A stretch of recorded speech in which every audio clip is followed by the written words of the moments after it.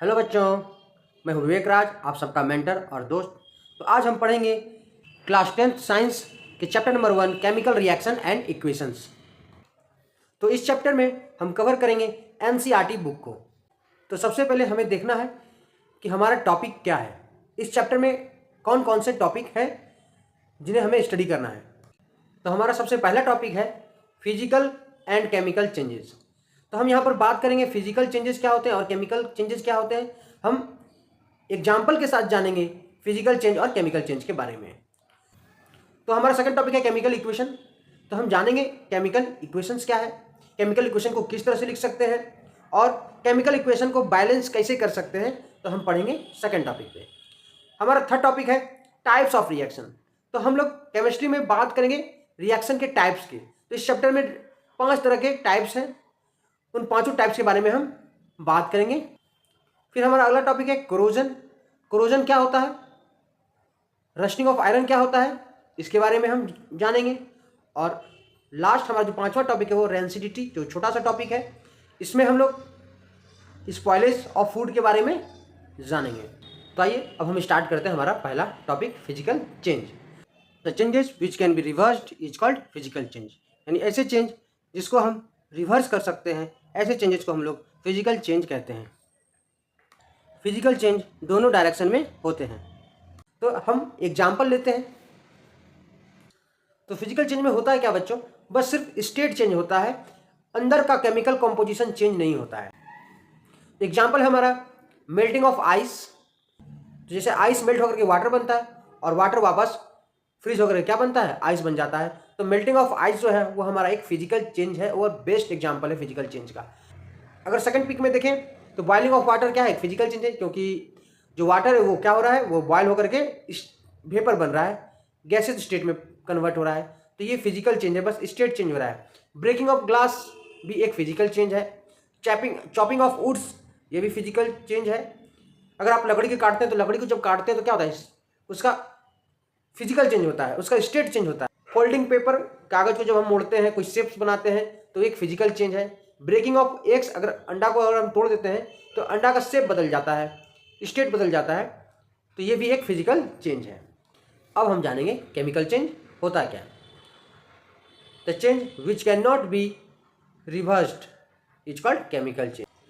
वैसे चेंजेस जिनको हम रिवर्स नहीं कर सकते हैं, ऐसे चेंजेस को हम केमिकल चेंज कहते हैं। तो केमिकल चेंज हमारा एक तरह का केमिकल रिएक्शन होता है। तो आइए हम कुछ एग्जाम्पल से समझते हैं। तो हमारा एग्जाम्पल है फायरवर्क। तो फायरवर्क जो हमारा होता है एक केमिकल चेंज है। फ्राइंग ऑफ एग्स, तो ब्रेकिंग ऑफ एग्स हमारा एक फिजिकल चेंज था, लेकिन फ्राइंग ऑफ एग्स जब हम अंडा को पकाते हैं तो एक केमिकल चेंज है, क्योंकि अंडा में क्या होता है, प्रोटीन्स होता है, और जब भी हम हीट करते हैं तो उसके अंदर का केमिकल कंपोजिशन चेंज होता है।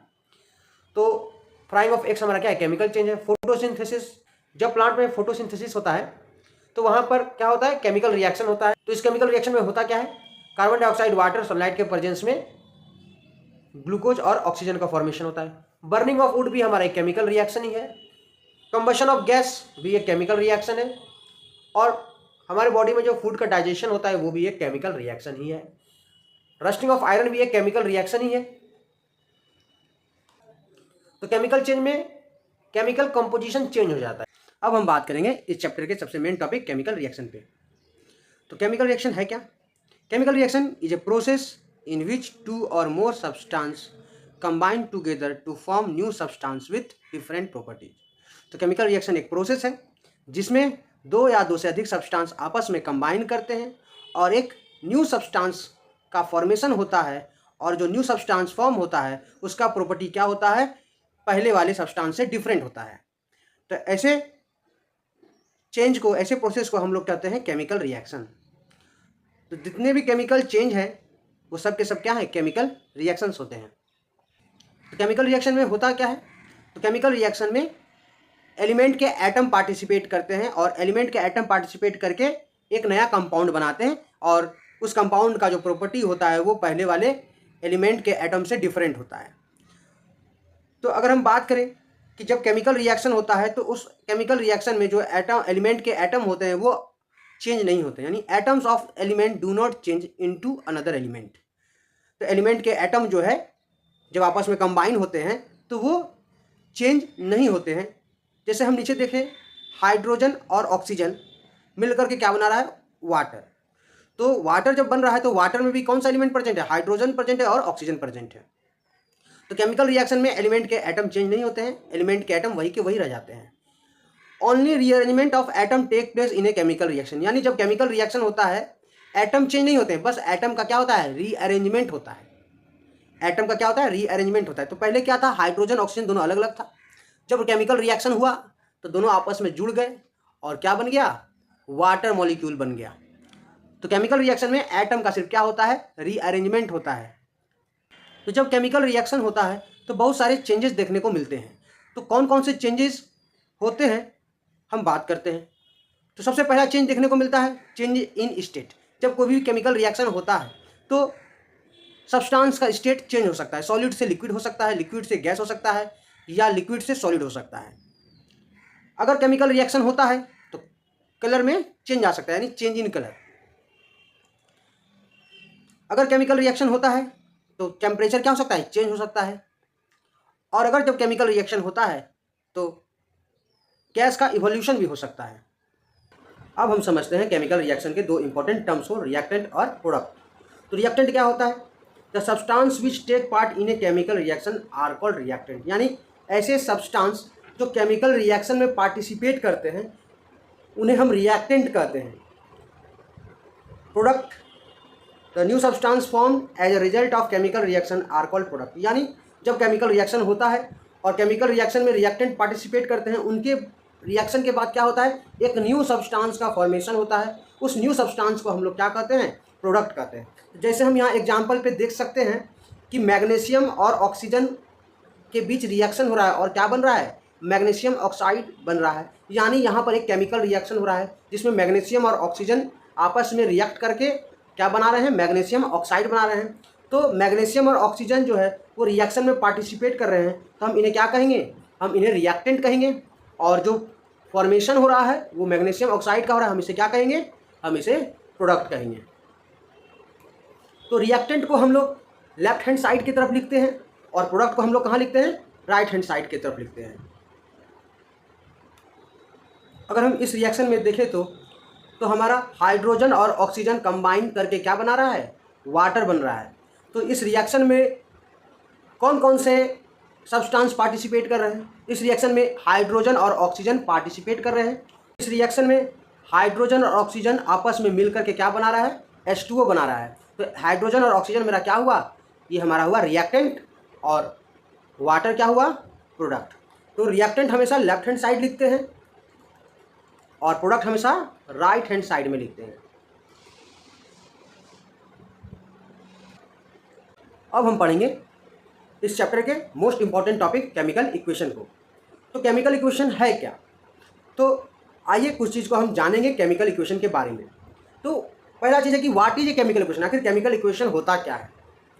दूसरा चीज़ है कि why do we balance them, जब भी कोई केमिकल इक्वेशन लिखते हैं तो हम उन्हें बैलेंस क्यों करते हैं। और तीसरा, how can we balance them, तो आखिर केमिकल इक्वेशन को हम बैलेंस कैसे कर सकते हैं। तो हम बारी बारी से इन तीनों चीज़ों के बारे में जानेंगे। तो सबसे पहले हम जानते हैं कि what is chemical equation. What is chemical equation, chemical equation is the symbolic representation of chemical reaction with the help of symbols and formulas. तो केमिकल इक्वेशन है क्या, तो केमिकल इक्वेशन एक सिंबॉलिक रिप्रेजेंटेशन है किसका, केमिकल रिएक्शन का। और chemical reaction में जो सिंबॉलिक रिप्रेजेंटेशन हम लोग दिखाते हैं तो किस तरह से दिखाते हैं, तो हम रिएक्टेंट और प्रोडक्ट को जो सिंबल और फार्मूला के रूप में दिखाते हैं। तो केमिकल इक्वेशन में हम लोग रिएक्टेंट और प्रोडक्ट के का जो रिप्रेजेंटेशन दिखाते हैं वो सिंबल और फार्मूला के रूप में दिखाते हैं। फॉर एग्जाम्पल, हम एक केमिकल इक्वेशन ले रहे हैं। इस केमिकल इक्वेशन में एक केमिकल रिएक्शन हो रहा है और केमिकल रिएक्शन किसके बीच में हो रहा है, मैग्नीशियम और ऑक्सीजन के बीच में। और मैग्नीशियम और ऑक्सीजन के बीच में रिएक्शन होने पर क्या बन रहा है, मैग्नीशियम ऑक्साइड। तो ये जो इक्वेशन दिख रहा है ये इक्वेशन को हम लोग केमिकल इक्वेशन कहते हैं। तो ये इक्वेशन हमारा एक वर्ड इक्वेशन है क्योंकि हम इस इक्वेशन में सिर्फ सिंबल और फार्मूला को नहीं दिखाए हैं, बल्कि क्या दिखाए हैं, सिर्फ वर्ड को दिखाए हैं। इसलिए इस इक्वेशन को हम लोग नाम दिए हैं वर्ड इक्वेशन। तो इसको हम सिंबल और फार्मूला के रूप में कैसे लिख सकते हैं? तो मैग्नीशियम Mg, ऑक्सीजन का फॉर्मूला होता है O2 और रिएक्शन करके क्या बनता है, मैग्नीशियम ऑक्साइड। तो ये हमारा क्या है, तो ये हमारा एक केमिकल इक्वेशन है। तो जब भी हम केमिकल इक्वेशन लिखते हैं तो रिएक्टेंट को हमेशा जब भी लिखते हैं लेफ्ट हैंड साइड में लिखते हैं। मैग्नीशियम और ऑक्सीजन हमारा रिएक्टेंट है और मैग्नीशियम ऑक्साइड क्या है, हमारा प्रोडक्ट है। और जब भी केमिकल रिएक्शन लिखते हैं तो रिएक्टेंट के बीच में हमेशा हम प्लस साइन देते हैं, और प्रोडक्ट में भी अगर एक से ज़्यादा प्रोडक्ट होगा तो उनके बीच में हम प्लस साइन देंगे। और रिएक्टेंट को प्रोडक्ट जब बनता है तो बीच में हम क्या लगाते हैं, एक एरो लगाते हैं, और ये एरो का हेड जो होता है वो किधर होता है, रिएक्टेंट से प्रोडक्ट की तरफ होता है। अब हम देखेंगे क्या ये हमारा जो केमिकल इक्वेशन है, क्या ये केमिकल इक्वेशन बैलेंस है। अगर हम देखें मैग्नीशियम के एटम को, तो रिएक्टेंट के तरफ मैग्नीशियम का एटम एक है और प्रोडक्ट की तरफ मैग्नीशियम का एटम भी एक है। अगर हम ऑक्सीजन को देखें तो रिएक्टेंट के तरफ ऑक्सीजन का एटम कितना है, 2 है, लेकिन प्रोडक्ट के तरफ ऑक्सीजन का एटम सिर्फ 1 है। तो ये हम कह सकते हैं कि जो नंबर ऑफ एटम जो है रिएक्टेंट और प्रोडक्ट की तरफ वो सेम नहीं है, वो इक्वल नहीं है, तो हम इसे बैलेंस्ड केमिकल इक्वेशन नहीं कर सकते हैं। तो ऐसे केमिकल इक्वेशन जो बैलेंस्ड ना हो, तो ऐसे केमिकल इक्वेशन को हम स्केलेटल केमिकल इक्वेशन कहते हैं। अब हम जानेंगे कि किसी भी केमिकल इक्वेशन को बैलेंस क्यों करते हैं, यानी why do we balance chemical equation. तो हमने क्लास 9th में पढ़ा था law of conservation of mass. तो आइए हम जानते हैं law of conservation of mass क्या है। Mass can neither be created nor destroyed in a chemical reaction, यानी किसी भी केमिकल रिएक्शन में मास ना तो क्रिएट किया जा सकता है और ना ही मास को डिस्ट्रॉय किया जा सकता है। इसके मतलब को समझें। That is the total mass of element present in the product of a chemical reaction has to be equal to the total mass of the element present in the reactant side. यानी इसका कहने का मतलब ये है कि किसी भी केमिकल रिएक्शन में जो टोटल प्रोडक्ट का मास होगा, प्रोडक्ट के एलिमेंट का जो मास होगा वो किसके बराबर होगा, वो रिएक्टेंट के एलिमेंट के मास के बराबर होगा। यानी रिएक्टेंट का मास और प्रोडक्ट का मास क्या होगा, सेम होगा। यानी केमिकल रिएक्शन में मास क्या होता है, कंजर्व होता है, मास का कोई भी लॉस नहीं होता है, ना तो मास का कोई गेन होता है। In other words the number of atom of each element remain the same before and after a chemical reaction. यानी किसी भी केमिकल रिएक्शन में रिएक्टेंट और प्रोडक्ट के एलिमेंट का जो नंबर है वो क्या होता है, सेम रहता है। यानी कहने का मतलब जितना रिएक्टेंट का एटम होगा उतना प्रोडक्ट की तरफ भी एटम होगा। यानी हम कह सकते हैं number of atom of reactant is equal to the number of atom of product. अब हम जानेंगे कि किसी भी केमिकल इक्वेशन को बैलेंस कैसे करते हैं। Balancing of a chemical equation. तो आखिर हम केमिकल इक्वेशन को बैलेंस कैसे करते हैं। तो हमारे पास एक ही मेथड है जिसके द्वारा हम किसी भी केमिकल इक्वेशन को बैलेंस करते हैं, और वो जो मेथड है by hit and trial method. By hit and trial method ही एक लौता मेथड है जिससे हम किसी भी केमिकल इक्वेशन को क्या करते हैं, बैलेंस करते हैं। फॉर एग्जांपल हम लेते हैं एक स्केलेटल केमिकल इक्वेशन, और मेरा जो केमिकल इक्वेशन है वो है हाइड्रोजन प्लस ऑक्सीजन, एरो का साइन देंगे, और फिर क्या है H2O। तो ये हमारे स्केलेटल केमिकल इक्वेशन। तो ये केमिकल इक्वेशन अभी बैलेंस नहीं है। तो यहाँ पर कौन कौन से एलिमेंट प्रेजेंट है हम देख लेते हैं। तो यहाँ पर जो एलिमेंट प्रेजेंट है वो है हाइड्रोजन और ऑक्सीजन। लेफ्ट हैंड साइड में नंबर कितना है, 2 है हाइड्रोजन का, और ऑक्सीजन का नंबर कितना है, 2 है। राइट हैंड साइड यानी प्रोडक्ट की तरफ हाइड्रोजन कितना है, 2 है, यानी हाइड्रोजन बैलेंस है। ऑक्सीजन कितना है, 1 है। तो जब भी हम केमिकल इक्वेशन को बैलेंस करेंगे तो सबसे पहले हम क्या करते हैं, इस पर बॉक्स बना लेते हैं। रिएक्टेंट और प्रोडक्ट की तरफ जो भी फॉर्मूला दिया है आप उस पर बॉक्स बना लीजिए। अब हम बारी बारी से बैलेंस करेंगे। तो सबसे पहले हम उस एलिमेंट को देखेंगे रिएक्टेंट की तरफ हो चाहे प्रोडक्ट की तरफ जिसका संख्या ज़्यादा हो। तो हाइड्रोजन का संख्या दोनों तरफ 2 है, बराबर है, और ऑक्सीजन का रिएक्टेंट की तरफ 2 है और इधर एक है। तो सबसे पहले हम उसे देखेंगे जो ज़्यादा हो। तो ऑक्सीजन रिएक्टेंट की तरफ ज़्यादा है तो हम क्या करेंगे, प्रोडक्ट की तरफ 1 है तो यहाँ पर हम क्या करेंगे, 2 से मल्टीप्लाई कर देंगे, आगे बॉक्स के आगे हम 2 से मल्टीप्लाई कर देंगे। तो इस तरह से ऑक्सीजन भी कितना हो गया, 2, और प्रोडक्ट की तरफ 2 हो गया और रिएक्टेंट की तरफ भी 2 हो गया।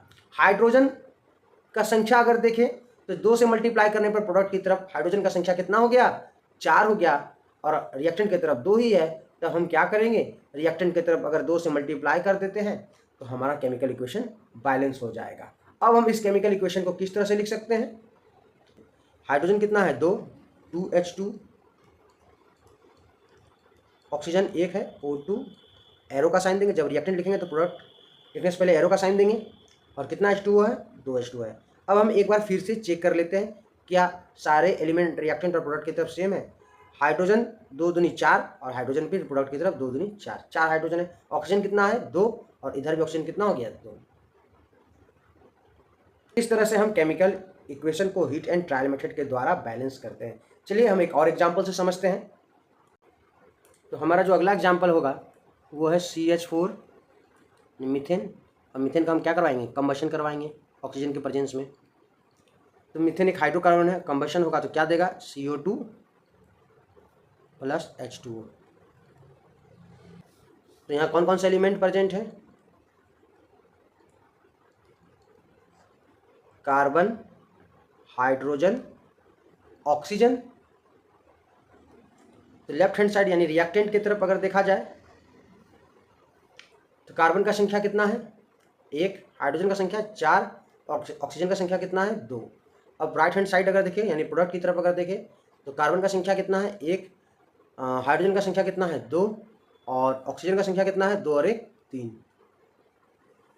तो ये बैलेंस केमिकल इक्वेशन ही है, यानी ये स्केलेटल केमिकल इक्वेशन है। इस स्केलेटल केमिकल इक्वेशन को हमें बैलेंस करना है। तो सबसे पहले हमने क्या बताया कि आप जो है इस रिएक्टेंट और प्रोडक्ट के फॉर्मूला पे बॉक्स बना लोगे। तो सभी फॉर्मूला पे हमने बॉक्स बना लिया है।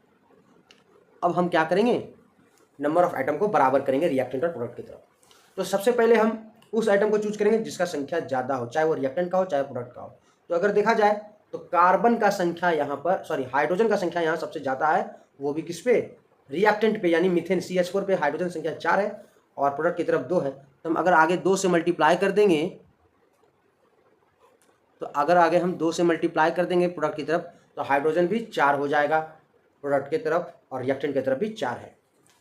अब ऐसा करने पर क्या हुआ, ऑक्सीजन का संख्या बढ़ गया। ऑक्सीजन का संख्या कितना हो गया प्रोडक्ट की तरफ, 2 और 2 टोटल 4। रिएक्टेंट की तरफ ऑक्सीजन का संख्या 2 ही है, तो हम अगर आगे 2 से मल्टीप्लाई कर दे तो ऑक्सीजन भी 4 हो जाएगा। तो अगर देखा जाए ऑक्सीजन भी 4, हाइड्रोजन भी 4, कार्बन का संख्या रिएक्टेंट की तरफ 1 है और प्रोडक्ट की तरफ भी 1 है। तो यहाँ पर हम देख सकते हैं कि केमिकल इक्वेशन हमारा बैलेंस हो गया है। तो चलिए इस इक्वेशन को हम लिखें। तो हम इसे बैलेंस्ड केमिकल इक्वेशन लिख के दिखाते हैं। तो हम इस तरह से लिख सकते हैं, CH4, तो हमने यहाँ 2 से मल्टीप्लाई कर दिया तो 2O2 लिख सकते हैं। CO2 पे हमने कुछ भी मल्टीप्लाई नहीं किया है, लेकिन वाटर पे हमने 2 मल्टीप्लाई किया है, तो वाटर में हम 2 आगे लिख देंगे, H2O के आगे 2H2O। तो ये हमारा जो इक्वेशन है वो बैलेंस्ड केमिकल इक्वेशन है। लेकिन कभी कभी केमिकल इक्वेशन को ज़्यादा इन्फॉर्मेटिव बनाने के लिए हम रिएक्टेंट और प्रोडक्ट के साथ उसका फिजिकल स्टेट भी दिखाते हैं। तो कभी कभी फिजिकल स्टेट रिएक्टेंट या प्रोडक्ट का सॉलिड हो सकता है, तो उसके लिए हम लोग स्मॉल s से दिखाते हैं, और जब प्योर लिक्विड स्टेट में रिएक्टेंट या प्रोडक्ट होता है तो हम लोग स्मॉल l से रूप में दिखाते हैं और साथ में ब्रैकेट भी लिखते हैं। तो जब अगर कोई रिएक्टेंट प्रोडक्ट पानी में घुला होगा तो हम लोग एक्वस स्टेट दिखाते हैं AQ शॉर्ट फॉर्म में, और ब्रैकेट के अंदर लिखते हैं। और जब रिएक्टेंट गैसेस स्टेट में हो या प्रोडक्ट गैसेस स्टेट में हो तो सिंपली स्मॉल g से दिखाते हैं। तो इस तरह से अगर हम इसको फिजिकल स्टेट के साथ लिखना चाहें तो ये हमारा जो बैलेंस केमिकल इक्वेशन होगा कुछ इस तरह से होगा। CH4 मीथेन गैसियस फॉर्म में पाया जाता है, G, 2O2 गैसेस स्टेट में पाया जाता है ऑक्सीजन, एरो, CO2 भी गैस फॉर्म में पाया जाता है, G, और वाटर जो है वो तो होता है लिक्विड, लेकिन इस रिएक्शन में आपको वाटर कहीं दिखेगा नहीं। जब आप रिएक्शन करवाइएगा तो वाटर भी किस फॉर्म में पाया जाता है, गैसियस फॉर्म में पाया जाता है। तो ये हमारा बैलेंस्ड केमिकल इक्वेशन है और ये केमिकल इक्वेशन ज़्यादा इंफॉर्मेटिव है जब हम इस पर फिजिकल स्टेट भी साथ में लिखते हैं। तो चलिए हम एक और एग्जाम्पल देख लेते हैं। तो हमारा अगला एग्जाम्पल है Zn प्लस H2SO4 क्या बन रहा है, ZnSO4 प्लस हाइड्रोजन गैस। यानी जब हम किसी एसिड में मेटल का रिएक्शन करवाते हैं तो हाइड्रोजन गैस लिबरेट करता है। तो सबसे पहले हम यहाँ देखते हैं कि हमारे पास इस रिएक्शन में कौन कौन से एलिमेंट प्रेजेंट हैं। तो एलिमेंट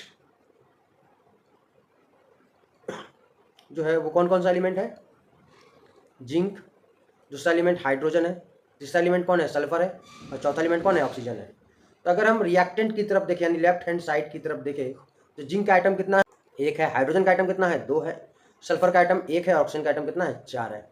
राइट हैंड साइड में अगर देखा जाए तो राइट हैंड साइड में यानी प्रोडक्ट की तरफ भी जिंक का आइटम कितना है, 1 है, सल्फर का भी हाइड्रोजन का आइटम भी 2 है, सल्फर का आइटम भी देखा जाए तो 1 ही है, और ऑक्सीजन का भी आइटम 4 है। तो देखा जाए लेफ्ट हैंड साइड और राइट हैंड साइड में नंबर ऑफ आइटम सभी एलिमेंट के क्या है, सेम है। तो यहाँ हम कह सकते हैं ना दोनों तरफ नंबर ऑफ आइटम क्या है, सेम है। तो ये क्या है, बैलेंस्ड केमिकल इक्वेशन है। यानी जो केमिकल इक्वेशन दिया गया है वो क्या है, ऑलरेडी बैलेंस्ड है। तो इस इक्वेशन को में अगर हम फिजिकल स्टेट दिखाना चाहें और ज़्यादा इन्फॉर्मेटिव बनाना चाहें तो कुछ इस तरह से बना सकते हैं हम। Zn जिंक जो होता है वो सॉलिड स्टेट में पाया जाता है, और जब भी हम H2SO4 में जिंक को डालते हैं तो ये जो H2SO4 है कौन सा H2SO4 है, डाइल्यूट H2SO4 है। डाइल्यूट मतलब पानी में मिला हुआ है, यानी एक्वा सॉल्यूशन है सल्फ्यूरिक एसिड का, एरो। तो एक्वा स्टेट का AQ दिखाते हैं हम लोग। फिर ये क्या बन रहा है, तो जिंक जो है वो एसिड में डिजोल्व होने लगता है, यानी ये क्या बन जाता है, ZnSO4। और ZnSO4 इसमें वाटर का हिस्सा बहुत ज़्यादा है, इसलिए ZnSO4 किस स्टेट में पाया जाएगा, एक्वा स्टेट में पाया जाएगा। और जब हम मेटल को एसिड में डालते हैं तो हाइड्रोजन गैस लिबरेट करता है। तो हाइड्रोजन कौन सा स्टेट है, गैस स्टेट है, तो इसमें लोग G लिखेंगे। तो इस तरह से हम बैलेंस केमिकल इक्वेशन लिख सकते हैं। बस एक केमिकल इक्वेशन को बैलेंस करते हैं। तो हमारा जो अगला केमिकल इक्वेशन है वो है reaction of iron with H2O। तो वाटर से रिएक्शन करने पर क्या देता है, Fe3O4 प्लस हाइड्रोजन गैस। तो चलिए इस इक्वेशन को हम बैलेंस करते हैं। तो सिंपली अब हम जान चुके हैं कैसे बैलेंस करता है। तो सबसे पहले हम क्या करेंगे, इस पर बॉक्स बना लेंगे, हीट एंड ट्रायल मेथड के द्वारा हम बैलेंस करेंगे। और सभी रिएक्टेंट और प्रोडक्ट में जो फार्मूला दिया गया है उसको हम बॉक्स बना लेते हैं। अब हम क्या करेंगे, रिएक्टेंट या प्रोडक्ट की तरफ अगर हम देखें तो जो एटम सबसे ज़्यादा है, तो यहाँ हम देख सकते हैं ऑक्सीजन एटम सबसे ज़्यादा है। तो प्रोडक्ट में तरफ 4 ऑक्सीजन है, तो हम बस सिंपली रिएक्टेंट की तरफ ऑक्सीजन किसमें, वाटर में, तो वाटर के आगे 4 मल्टीप्लाई कर देते हैं। तो 4 ऑक्सीजन रिएक्टेंट की तरफ भी, 4 ऑक्सीजन प्रोडक्ट की तरफ भी। ऐसा करने पर क्या हुआ, रिएक्टेंट की तरफ हाइड्रोजन का संख्या क्या हो गया, 8 हो गया, लेकिन प्रोडक्ट की तरफ 2 ही है। तो प्रोडक्ट की तरफ भी हमें 8 हाइड्रोजन चाहिए, तो हम सिंपली 4 से आगे मल्टीप्लाई कर देंगे प्रोडक्ट की तरफ। तो हाइड्रोजन भी का भी संख्या 8 हो गया, ऑक्सीजन भी बैलेंस हो गया, हाइड्रोजन भी बैलेंस हो गया। अब बच गया आयरन। तो आयरन का संख्या प्रोडक्ट की तरफ 3 है और रिएक्टेंट की तरफ 1 है। तो रिएक्टेंट की तरफ अगर हम 3 से मल्टीप्लाई कर देते हैं तो आयरन भी बैलेंस हो गया है। तो इस तरह से अगर हम देखें तो आयरन, ऑक्सीजन और हाइड्रोजन तीनों एलिमेंट बैलेंस हो गया। एक बार हम फिर से इस बैलेंस केमिकल इक्वेशन को फ्रेश से लिख लेते हैं। तो देखिए हमने आयरन पे 3 से मल्टीप्लाई कर दिया है, तो 3Fe, और स्टेट भी लिख लेते हैं। इसका आयरन किस स्टेट में पाया जाता है, सॉलिड स्टेट में पाया जाता है, तो S। वाटर कितना है, 4, 4H2O। तो जो वाटर का फिजिकल स्टेट है वो कौन सा स्टेट है, गैसियस स्टेट है। एरो देंगे, क्या बन गया, Fe3O4। ये इसका जो स्टेट है वो सॉलिड स्टेट है, और हाइड्रोजन पे हमने 4 से मल्टीप्लाई कर दिया तो 4H2। तो ये कौन सा स्टेट है, हाइड्रोजन, गैसियस स्टेट है। तो इस तरह से हम बैलेंस केमिकल इक्वेशन लिखते हैं। इस तरह से हम केमिकल इक्वेशन को बैलेंस करते हैं। आई होप आप समझ गए होंगे। Sometimes the reaction condition such as temperature, pressure, catalyst etcetera for the reaction are indicated above and और below arrow in the equation. तो कभी कभी क्या होता है बच्चों कि कुछ स्पेशल कंडीशन जैसे टेम्परेचर, प्रेशर या कैटलिस्ट को केमिकल इक्वेशन का जो एरो है उसके ऊपर और नीचे लिखते हैं। तो जैसे मेरे पास एग्जांपल है, जैसे कार्बन मोनोऑक्साइड और हाइड्रोजन का जब रिएक्शन होता है तो क्या बनता है, मिथाइल अल्कोहल बनता है। तो ये रिएक्शन होने के लिए हमें प्रेशर देना पड़ता है। कितना प्रेशर देना पड़ता है, 340 atm। तो हम यहाँ पर प्रेशर को भी इंडिकेट कर रहे हैं। तो प्रेशर को इंडिकेट कहाँ पर कर रहे हैं, तो प्रेशर को इंडिकेट, टेम्परेचर को इंडिकेट हम एरो, केमिकल इक्वेशन के एरो के ऊपर या नीचे करते हैं। अगला हमारा रिएक्शन है कार्बन मोनोऑक्साइड और वाटर का रिएक्शन, यानी ये रिएक्शन जो है वो फोटोसिंथेसिस का रिएक्शन है। तो यहाँ पर प्लांट क्या करता है, फूड को प्रिपेयर करता है कार्बन मोनोऑक्साइड और वाटर के प्रेजेंस में, और साथ में सनलाइट और क्लोरोफिल के प्रेजेंस में ये ग्लूकोज का फॉर्मेशन करता है, साथ में ऑक्सीजन और वाटर भी प्रोड्यूस करता है। और तो यहाँ पर भी जो कैटलिस्ट है वो क्लोरोफिल है, जो कि हम यहाँ लिखे हैं, और सनलाइट के प्रेजेंस में, तो सनलाइट को हम एरो के ऊपर लिखे हैं।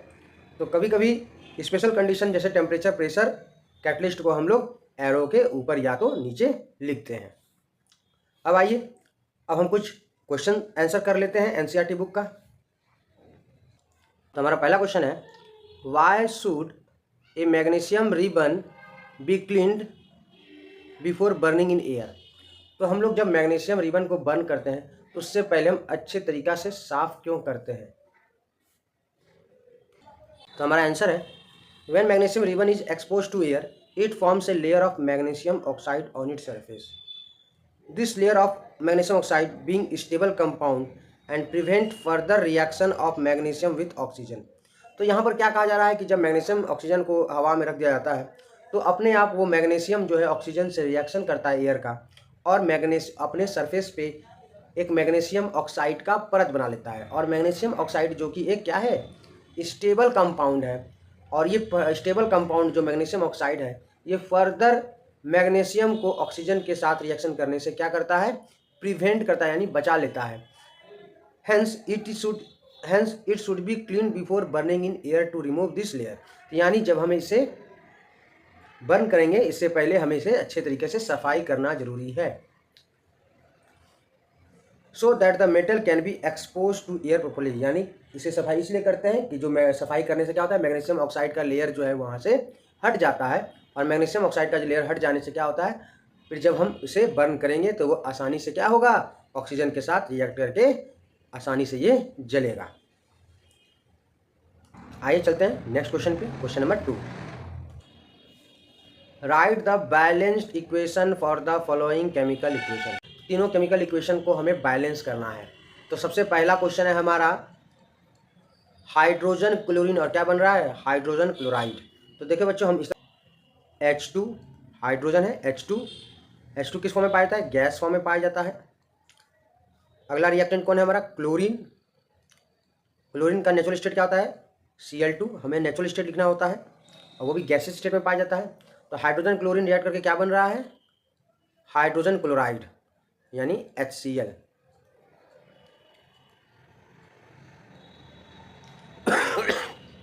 तो बच्चों हाइड्रोजन क्लोरीन रिएक्ट करके क्या बन रहा है, HCl, और HCl भी गैस है। जिससे बैलेंस कैसे करना होगा, तो हाइड्रोजन भी 2 है, क्लोरीन भी 2 है। हीट ट्रायल मेथड के द्वारा अगर देखें तो अगर हम यहाँ आगे 2 मल्टीप्लाई कर देंगे तो HCl भी, हाइड्रोजन भी 2 हो गया, और क्लोरीन भी 2 हो गया, और ये बैलेंस हो गया। अब हम चलते हैं सेकंड क्वेश्चन पे। अब हम चलते हैं क्वेश्चन नंबर 2 पे। Barium chloride and aluminium sulphate react to give barium sulphate and aluminium chloride. तो बेरियम क्लोराइड है, बेरियम क्लोराइड का फार्मूला क्या है, BaCl2, क्योंकि बेरियम का वैलेंसी 2 होता है। तो ये रिएक्शन एक्वस फेज में होता है, तो ये एक्वस स्टेट में हमने लिया है। प्लस एल्युमिनियम सल्फेट,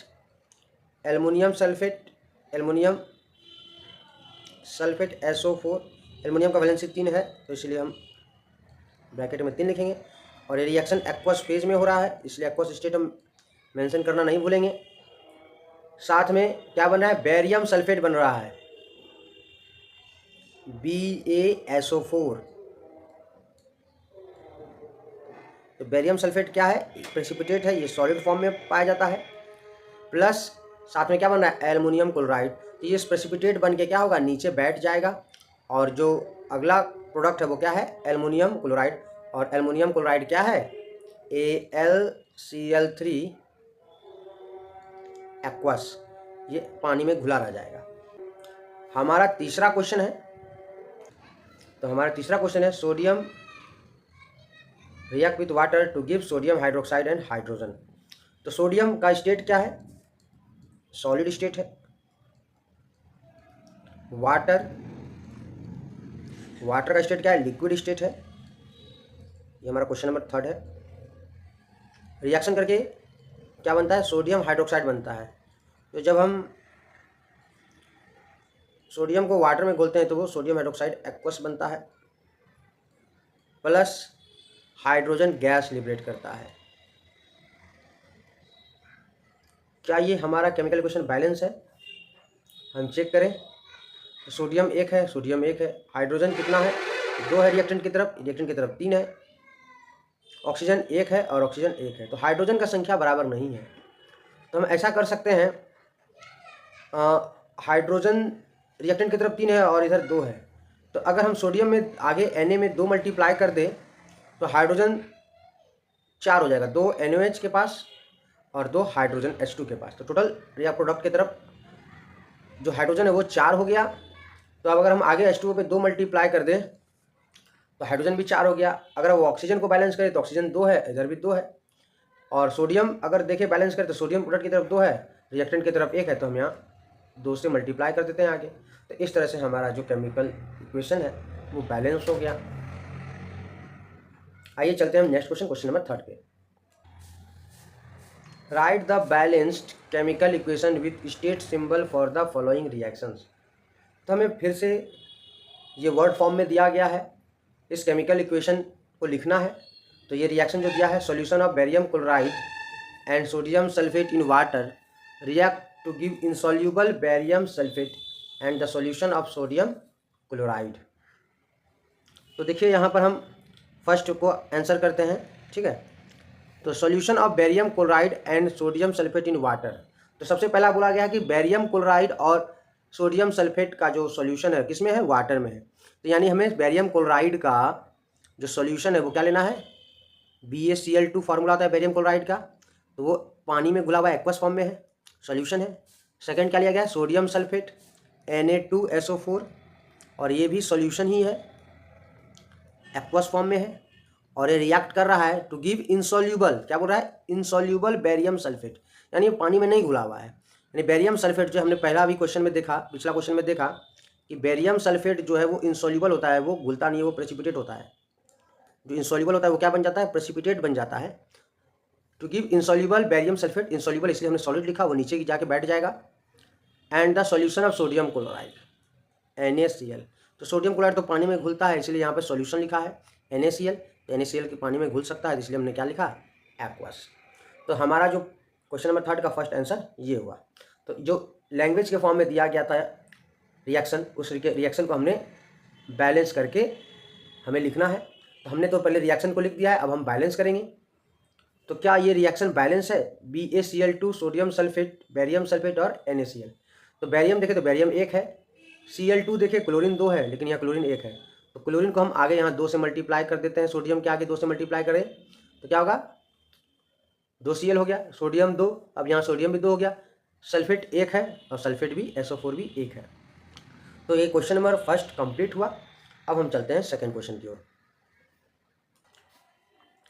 तो हमारा क्वेश्चन नंबर 2 है, sodium hydroxide solution in water react with hydrogen chloride acid solution in water to produce sodium chloride solution and water. तो यहाँ फिर से जो बात हो रहा है वो एक्वस सॉल्यूशन की बात हो रहा है। तो यहाँ पर क्या कहा गया है, सोडियम हाइड्रोक्साइड सॉल्यूशन यानी वाटर में। तो सोडियम हाइड्रोक्साइड का फॉर्मूला है NaOH, और ये हम एक्वस फॉर्म में लिए हैं, वह सॉल्यूशन है। Second, react with hydrogen chloride, hydrochloric acid. तो हाइड्रोक्लोरिक एसिड एक्वस सॉल्यूशन ही होता है HCl का, दिया भी गया है इन वाटर। तो क्या दे रहा है, to produce sodium chloride solution. तो जैसे इन दोनों का रिएक्शन होगा तो क्या बन जाएगा, NaCl। और NaCl क्या होता है, अगर वाटर में लिया गया है तो NaCl भी सोल्यूबल होता है वाटर में, तो एक्वस, और साथ में क्या बनेगा, वाटर, H2। तो वाटर का फॉर्म क्या होता है, वाटर जो भी एग्जिस्ट करता है वो प्योर लिक्विड के फॉर्म में एग्जिस्ट करता है। तो इस तरह से हम क्वेश्चन नंबर सेकंड को भी पूरा किए। अब हम देखते हैं क्या ये जो रिएक्शन लिखे हैं वो बैलेंस है। सोडियम 1 है तो सोडियम 1 है, ऑक्सीजन 1 है तो ऑक्सीजन भी 1 है। हाइड्रोजन देखा जाए तो हाइड्रोजन रिएक्टेंट की तरफ 2 है और प्रोडक्ट की तरफ भी 2 है। तो यहाँ हम देख सकते हैं कि ये रिएक्शन जो है वो बैलेंस है। तो आज के लिए इतना ही। अब मिलते हैं हम अगले वीडियो पे। जो हमारा अगला वीडियो होगा टाइप्स ऑफ केमिकल रिएक्शन पे बेस्ड होगा। और ये वीडियो आपको कैसा लगा कमेंट करें, लाइक करें, सब्सक्राइब करें। Thank you.